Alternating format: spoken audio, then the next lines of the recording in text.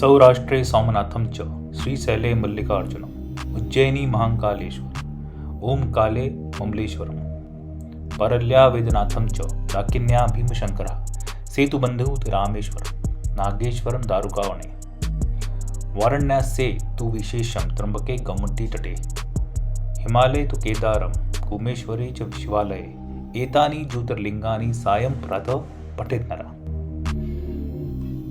भाग 1 में हमने आपको सोमनाथ मंदिर, श्री मल्लिकार्जुन मंदिर, महाकाल मंदिर, ओमकारेश्वर मंदिर, बैद्यनाथ मंदिर, भीमशंकर ज्योतिर्लिंग, रामेश्वर ज्योतिर्लिंग के बारे में बताया। अब उसी श्रृंखला को आगे बढ़ाते हुए आज बात करने जा रहे हैं बाकी के बचे हुए ज्योतिर्लिंगों के बारे में। दोस्तों, इस वीडियो को लाइक करना ना भूलें। ये वीडियो आप तक पहुंचाने में हमें बहुत मेहनत लगती है। आपकी एक लाइक से हमारा हौसला बढ़ता है और आप भी कथा संगम के परिवार का हिस्सा होने के नाते अपने सुझाव दे सकते हैं। नागेश्वर ज्योतिर्लिंग, द्वारका, गुजरात। नागेश्वर ज्योतिर्लिंग गुजरात के द्वारका से 25 किलोमीटर दूर स्थित है। धर्मशास्त्रों के अनुसार भगवान शिव को नागों के देवता भी माना जाता है। इस मंदिर को नागेश्वर यानी नागों के ईश्वर के नाम से भी जाना जाता है। नागेश्वर मंदिर में एक भगवान शिव की एक बड़ी सी प्रतिमा है। यह प्रतिमा लगभग 125 फीट लंबी और 24 फीट चौड़ी है। यह मंदिर एक भव्य परिसर में बनाया हुआ है और इसके सभागृह भी काफी बड़ा है। नागेश्वर मंदिर से जुड़ी हुई एक कहानी है जो बहुत ही प्रसिद्ध है। इस कहानी के अनुसार द्वारका में एक सुप्रिय नाम का एक व्यापारी रहता था जो महादेव का परम भक्त था। वो हमेशा ही भगवान का नाम जपता रहता था। उसके इलाके में दारुक नाम का एक राक्षस भी रहता था जो भगवान शिव से बहुत बैर रखता था।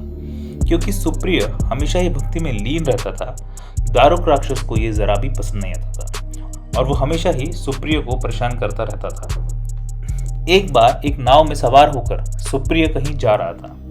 तभी दारुक ने उसे पकड़ लिया और उसके साथ उसके साथियों को भी बंधक बना लिया और काल कोठरी में डाल दिया। इतनी यातनाओं के बाद भी सुप्रिय ने शिव भक्ति नहीं छोड़ी। ऐसा देखकर कारागार के सभी लोग भगवान शिव का जाप करने लगे। जब इस बात का पता दारुक को लगा तो वो और भी क्रोधित हो गया। उसने लोगों को और भी प्रताड़ित करना शुरू कर दिया। भगवान शिव सुप्रिय की यह भक्ति और समर्पण को देखकर प्रसन्न हुए और उसे आशीर्वाद स्वरूप पक्षुपात नाम का एक अस्त्र दिया। इस अस्त्र से सुप्रिय ने दारुक का वध किया और सभी बंधकों को वहां से सुरक्षित निकाल लिया। और भगवान शिव अपने सुप्रिय की तरह ही भक्तों की रक्षा करने के लिए सदा वहां ज्योतिर्लिंग के रूप में विद्यमान हुए, जिसे आज हम नागेश्वर मंदिर के नाम से जानते हैं। आइए आगे बढ़ते हैं और चलते हैं औरंगाबाद की तरफ। गणेश्वर ज्योतिर्लिंग। यह मंदिर महाराष्ट्र के दौलताबाद से 12 मील दूर वेरुल गांव में स्थित है। इस मंदिर का जीर्णोद्धार इंदौर की महारानी देवी अहिल्याबाई ने कराया। यह मंदिर एकांत में बना हुआ है। यहाँ आकर यात्री मन की शांति का अनुभव करते हैं। यह मंदिर एक चमत्कारी मंदिर है। यहाँ श्रद्धालु अपने मनोकामना पूर्ण होने के लिए भगवान महादेव से आशीर्वाद लेते हैं और भोलेनाथ उनकी सभी मनोकामनाएं पूर्ण करते हैं। आइए जानते हैं इस मंदिर के इतिहास के बारे में। एक कहानी के अनुसार एक ब्राह्मण दंपत्ति यहाँ देव पर्वत पर रहते थे, परंतु उनकी कोई संतान नहीं थी। संतान को पाने के लिए ब्राह्मण की पत्नी सुदया ने अपनी पति का विवाह घूष्मा से करा दिया, जो कि उसकी छोटी बहन थी। इन दोनों के विवाह के उपरांत एक पुत्र की प्राप्ति हुई। सब अच्छा चल रहा था, पर सुदेहा को मन ही मन घूष्मा के प्रति ईर्ष्या होने लगी। एक रात ईर्ष्यावश उसने घूष्मा के पुत्र की हत्या कर दी और तालाब में फेंक दिया। सुबह होते ही कोहरा मच गया, परंतु व्याकुल होते हुए भी घूष्मा ने शिव भक्ति नहीं छोड़ी। रोज की तरह वह तालाब के पास गई और 100 शिवलिंग बनाकर तालाब में विसर्जित करती रही। इस पूजा को देखकर भगवान महादेव अत्यंत ही प्रसन्न हुए और पूजा संपन्न होने के बाद जैसे ही घूष्मा अपने घर की ओर मुड़ी, तभी उसका पुत्र वहां खड़ा दिखाई दिया। उसी बालक के समीप भगवान शिव भी प्रकट हुए। ये देखकर घूष्मा की आंखों में आंसू आ गए और भगवान ने घूष्मा को आशीर्वाद देते हुए कहा कि घूष्मा, मैं तुम्हारी कठोर प्रार्थना से प्रसन्न हूँ। घूष्मा ने महादेव से एक वर मांगा कि अगर आप मुझसे प्रसन्न हैं तो यहाँ हमेशा के लिए इस जगह पर विराजमान हो जाइए। इसके बाद महादेव वहाँ ज्योतिर्लिंग के रूप में विराजमान हुए और गृणेश्वर के नाम से विख्यात हुए। यहाँ से कुछ ही दूर पर एलोरा की गुफाएं भी हैं। त्र्यंबकेश्वर ज्योतिर्लिंग का नाम हम सबने सुना होगा। त्र्यंबकेश्वर नासिक से 35 किलोमीटर दूर गोमती नदी के तट पर स्थित है। यहीं पर त्र्यंबकेश महादेव का मंदिर है। त्र्यंबक का अर्थ है 3 ज्योतिर्लिंग, जिसमें ब्रह्मा, विष्णु और महेश तीनों का समावेश है। इसलिए त्र्यंबकेश्वर मंदिर की बहुत मान्यता है। यहाँ गाय को हरा चारा खिलाने का बहुत महत्व है। मंदिर में दर्शन से पहले यहाँ कुशावर्त कुंड में लोग स्नान करने के बाद ही मंदिर जाते हैं। यहाँ पर सोमवार के दिन पालकी निकाली जाती है। इस क्षेत्र में अहिल्या नदी गोमती नदी से मिलती है। यहाँ पर कई प्रसिद्ध मंदिर और नैसर्गिक वातावरण की अनुभूति होती है। यहाँ लोग नर नारायण, नागबली, काल सर्प दोष और विभिन्न दोषों से मुक्ति के लिए अभिषेक करते हैं। ये जगह तंत्र साधना के लिए भी बहुत प्रसिद्ध है। आपको जगह जगह यहाँ अघोरी तांत्रिक धुनी रमाए हुए दिख जाएंगे। चलिए आगे बढ़ते हैं। केदारनाथ ज्योतिर्लिंग उत्तराखंड। ये मंदिर सभी ज्योतिर्लिंगों में सबसे ऊंचाई पर स्थित है।